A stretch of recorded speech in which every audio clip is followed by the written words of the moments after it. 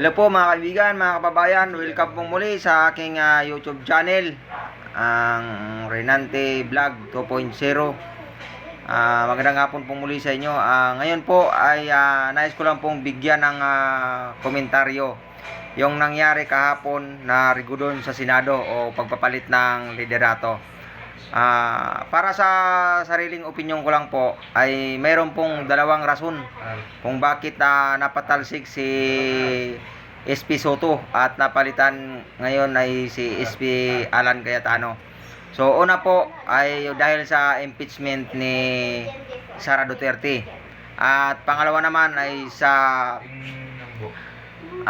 pagpupursige ni Lacson na masampahan na ng kaso ang mga involved na senators sa flood control scam. Kasi alam natin na ayaw nila na mapunta sa kanila yung tutok ng investigasyon. Sabi nga nila dati, sinusunog nila yung sarili nilang tahanan. So mamaya po natin ipapaliwanag yan. Yan po yung dalawang rason na yan. So una po muna ipaliwanag natin yung tungkol sa impeachment ni Sara, yung isa sa rason kung bakit napalitan si Tito Sen.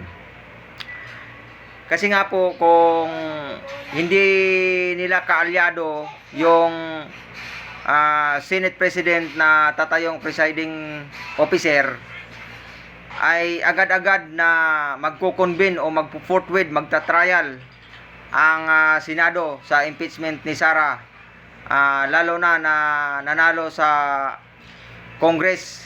Napakataas po ng boto, overwhelmed masyado, 257. Ang kailangan lang po ay 106, pero 257 po yung nakuha, mas mataas pa kumpara nung last year 255. So ito yung kinatatakutan ng mga Duterte, mga kababayan, na magtuloy-tuloy yung impeachment trial kung ang liderato ng Senado ay si SP Soto pa rin ang mamumuno. Dahil hindi na nila ito mapipigilan at mabubuksan na ang mga bank accounts nila. Joint account ni BP Sara at ang kanyang asawa, joint account ng kanyang tatay na si dating Pangulong Duterte. So ito talaga yung ayaw na ayaw nilang mangyari, mga kababayan, yung mabuksan yung mga account na yan. Kasi dito sila huhubaran eh. Dito mailalantad sa taong bayan yung kanilang mga kasinungalingan, yung kanilang mga baho.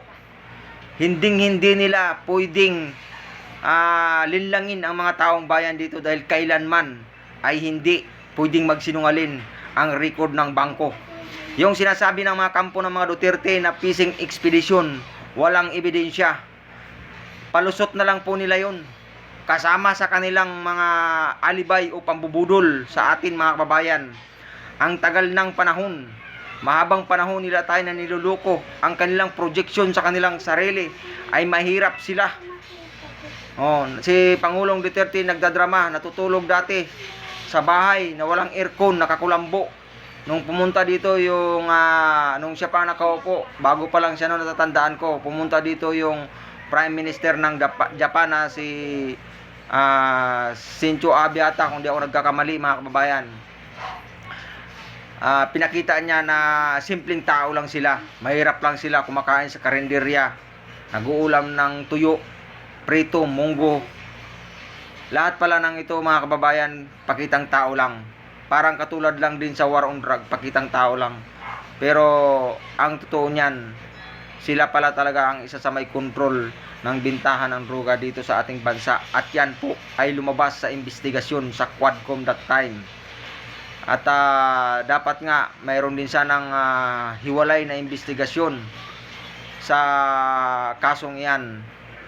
Kaya nga ako nanawagan sana sa ating mahal na Pangulo na gawing DILG Secretary si Antonio Trillanes para mabuksan yung kaso na yan, yung pagkontrol nila ng droga, ng bintahan sa ating bansa. So balik po tayo doon, mga kababayan, sa topic na yung rason kung bakit napatalsik si SP Soto, na kung sakali nga naman mga kababayan mabuksan na ito yung bank accounts, mga record nila, ay magiging katapusan na ng karera, ng political career ng mga Duterte. At hindi lang yan, pati yung kanilang mga kapanalig. Dito talaga sila huhubaran mga kababayan. Hindi magsisinungaling ang bangko, ang ebidensya. Kaya, at base din sa nalaman kong impormasyon, yun nga, pagpunta ni Sara sa dahig, nagalit si Pangulong Duterte nung nireport ni Sara na ganun nga na posibleng mabuksan yung bank account. Nagalit si Pangulong Duterte na bakit ganun, na huwag gahayaan na mabuksan yung mga account na yan. Kailangan gawa ng paraan. Kaya yun, kailangan sa lalong madaling panahon ay mapalitan ang liderato ng Senado para magawa nila ng paraan na hindi mabuksan ang mga bank accounts record nila. At ito yung sa pamamagitan lang nagpapapalit ng liderato, hindi, at paghawak na nila yung liderato ng Senado, pwedeng gayahin nila yung ginawa nila last year nung unang impeachment kay VP Sara, na hindi nag-forthwith, hindi nag-convene, hindi nag-trial. Sa totoo lang mga kababayan, sa ginawa nilang yun, para sa akin, binaboy nila yung ating batas, yung ating konstitusyon. Kasi ginaya lang naman nung unang impeachment trial, ginaya lang nila yung katulad kay Irap, tinatawag na fast track move. Pero siyempre, wala tayong magagawa. Korte Suprema na yung nagdesisyon, sumunod yung Kongreso. Kaya itong taon na to, ang sabi kasi ng Korte Suprema, ang rulings na binigay nila ay kailangang pasagutin si VP Sara. So yun na nga, itong nakaraan na impeachment trial, nakakatapos lang kahapon na kung saan na-impeach nga si Sara sa boto na 257, ay sinunod po ng Kongreso o sa pamagitan ng Committee on Justice ang rulings na ibinigay ng Korte Suprema. So kapag inulit pa nila mga kababayan dyan sa Senado yung ginawa nila last year sa impeachment trial, na hindi sila mag-convene, hindi sila mag-forthwith, hindi sila mag-trial agad-agad, malaking pambababoy na talaga ito mga kababayan sa ating konstitusyon. So dito, ang magagawa natin bilang mamayan na nagmamasid sa katotohanan at gustong malaman yung katotohanan, mapanagot ang dapat managot, may sala, ang pwede natin magawa dito ay mag-ingay tayo, kalampagin natin sila, i-pressure natin ang Senado na gawin nila yung constitutional duty nila, gawin nila yung trabaho nila, mag-forthwith kaagad sila, mag-trial kaagad sila once na naiakyat na dyan sa Senado ang impeachment complaint versus VP Sara. Dahil kung hindi mga kababayan, baka maulit yung nangyari sa ating history, yung nangyari kay Irap dati na nung hindi binuksan yung second envelope, nagkaisa ang mga tao na pumunta sa EDSA. Kaya kayo mga senador, mag-isip-isip kayo kung pilit nyong hahadlangan ang katotohanan, hindi mabuksan yung bank accounts. Karamihan ng mga mamayang Pilipino ay naghahangad ng katotohanan, ng accountability. Mabuksan ang bank accounts ng mga Duterte para malaman natin kung talagang sino talaga yung nagsasabi ng totoo at kung sino ang nagsisinungaling. Si Trillanes ba o si Duterte o ang kampo nila mga Duterte?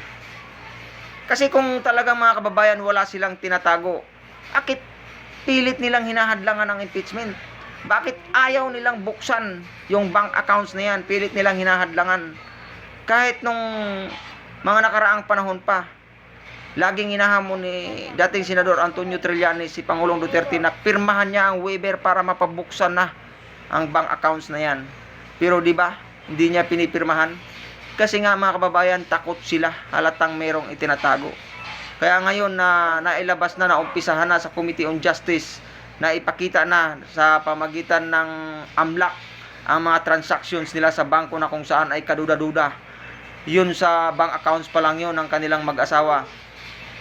Hindi tayo papayag mga kababayan na hindi ito mabuksan. Kalampagin natin sila, ang Senado. na kailangang mag-convene, mag-forfeit, mag-trial at buksan ang bank accounts at kung maaari pati yung mahiwagang box na galing sa BIR para mapagtugma-tugma natin kung talagang nagtutugma ba yung salin ni Sara at ang kanyang totoong yaman. At isa sa magpapatunay dito, yun nga yung record nila sa BIR, yung nasa mahiwagang box na hindi na binuksan ng Committee on Justice. Kaya mga kababayan, huwag tayong papayag. Panawagan natin sa lahat, magkaisa tayo. Lahat tayong mamamayang Pilipino ay may karapatang habulin ang mga tunay na may sala. Tayong mga niluloko, tayong mga mamamayan, dapat tayong kumilos. Tama na yung pang-aabuso nila. Sobra na yung ginagawa nilang panluloko sa atin. Mahabang panahon nila tayong niluloko. At paulit-ulit lang ba tayong lulukuhin kung hindi tayo kikilos? Kumilos tayo mga kababayan. Kalampagin natin ang Senado. Huwag natin silang tatantanan hanggat hindi sila mag-trial, hanggat hindi nila bubuksan ang mga bank accounts na yan. So, yun po mga kababayan, ang isa sa rason sa tingin ko na kung bakit napalitan si SP Soto. So, yung pangalawa po mga kababayan, yung gusto nilang mangyari ay mapatalsik si Senator Lacson bilang committee chair ng Blue Ribbon Committee. Dahil hanggat na riyan si SP Soto, siya yung Senate President, ay hindi mapapalis si Senator Lacson bilang chairman ng Blue Ribbon Committee.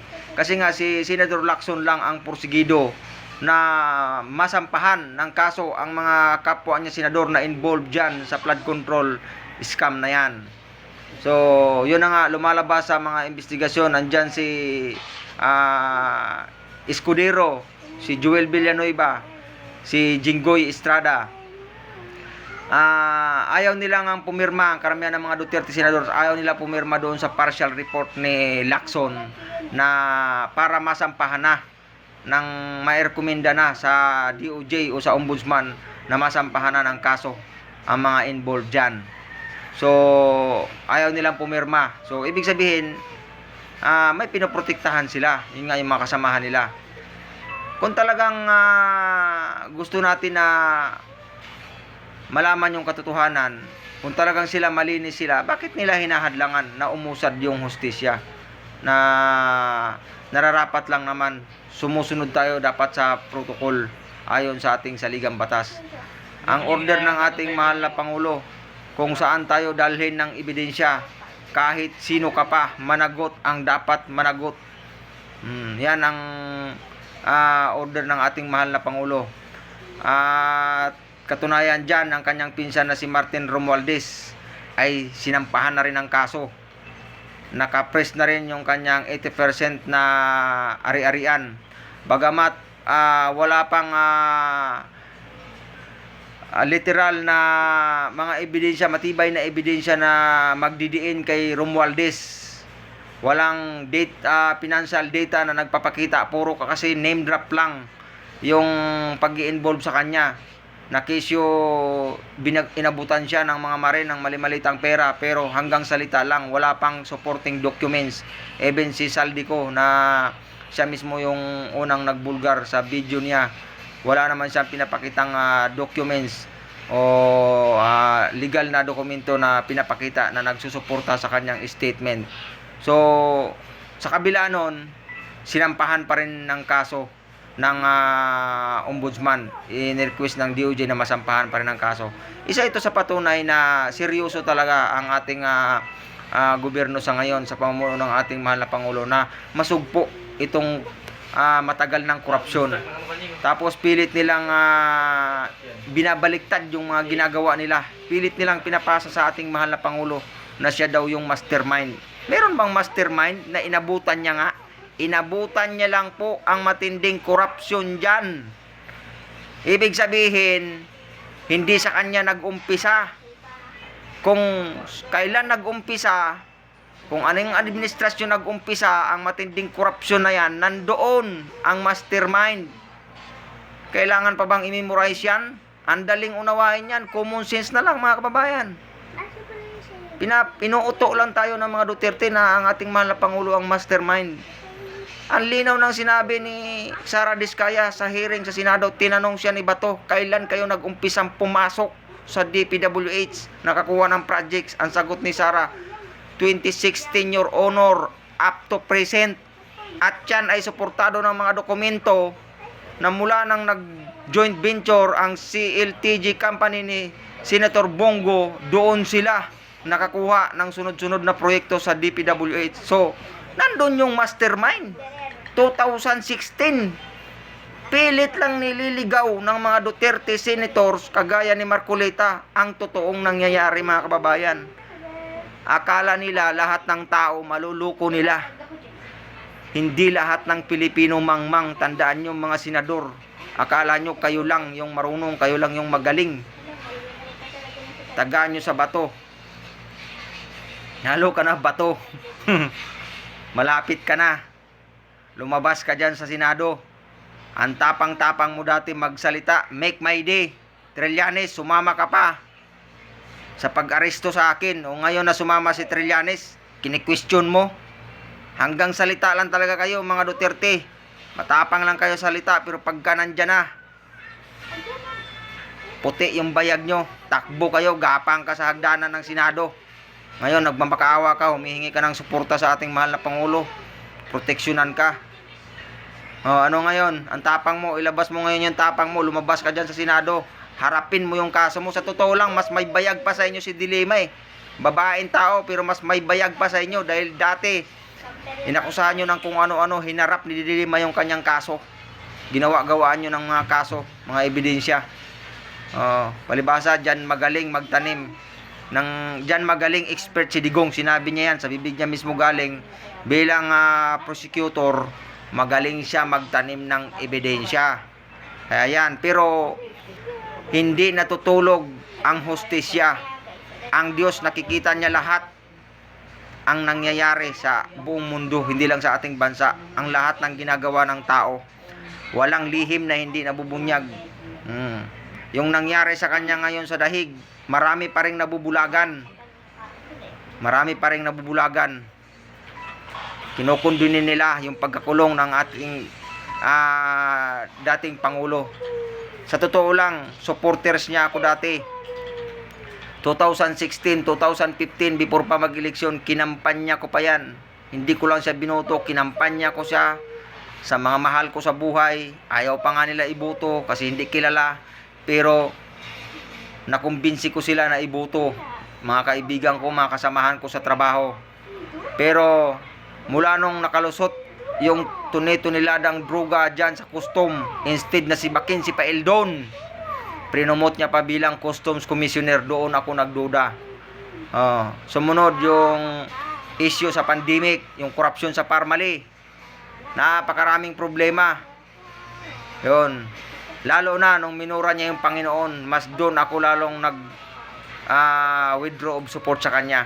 Doon ako lalong na-dismaya sa kanya. Nadagdagan pa nung naalis siya sa pwesto.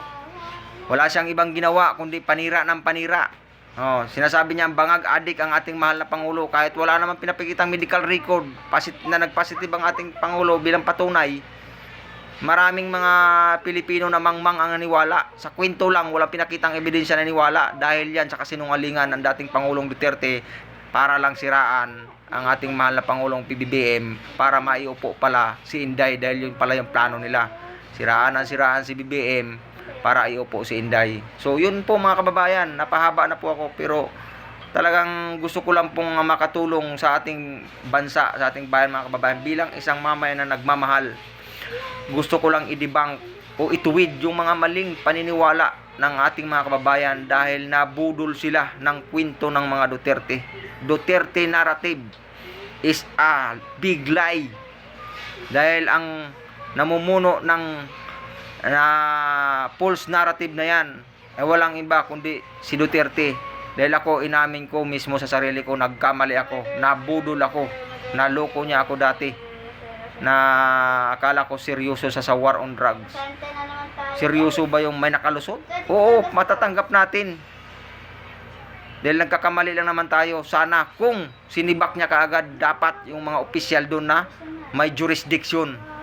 Oh, like ni Paeldon. Pero hindi. Ang ginawa niya, pre-nomote niya pa. So, asan yung seryoso doon na paglaban sa droga? Di ba? Oh. Yun ang sagutin nyo, mga DDA supporters. Magising na kayo sa katotohanan. Pero ako naniwala ako, mabuksan lang yung bank accounts na yan. Maraming nabubulagan ngayon na mabubuksan din ang mga mata nyo. Mabubuksan din ang mga mata nyo. Buksan lang ang bank accounts na yan. Ako naniniwala, marami ang mamumulat at marami ang magigising, marami ang babaliktad. Dahil katapusan na ng karera ng mga Duterte. Hindi hahayaan ng Panginoon na salaulain nila ang ating bansa. Yan, mga minamahal kong mga kababayan. Pasensya na po kung naging emotional ako. Nadala lang ako kasi hindi biro yung ginawa nila sa ating bansa. Kung iisa-isahin natin, naku, napakahabang kwento. Andyan yung pugo, legal sa China, ginawa nilang legal dito. Bilyon-bilyon ang pirang pumapasok sa kanila. Na kung saan nung nagsimula ang pugo, lumaganap ang krimen. Human trafficking, pang-aabuso, scam dito, scam doon, nalulong sa sugal. Ang mamayang Pilipino, online sabong. Andyan si Atong Ang, hinayaan na mamuno sa sugal na yan. Hinayaan na malulong ang mga tao sa sugal na yan, sa online sabong, at maraming namatay. So mga kababayan, kung luluobin ng Panginoon, magsusunod-sunod ako ng topic content. O isa-isahin natin yan. Sa ngayon, hanggang doon na lang muna po. Pasensya na kung medyo napalayo ako doon sa topic. Nabuhos yung emosyon ko ngayon dito. Yun lang po talaga sana yung topic ko. Yung reason, dalawang reason kung bakit napatalsik si SP Soto sa kanyang posisyon. Pero naniniwala pa rin ako, may awa ang Diyos. Sa biyaya at tulong niya, mabubuksan ang bank accounts na yan. Inaangkin ko yan in Jesus name. Mabubuksan ang bank accounts na yan. Malalahad sa taong bayan para sa ikaunlad at ikabubuti ng ating bansa. Yun lang po. Magandang hapon at God bless you po sa ating lahat.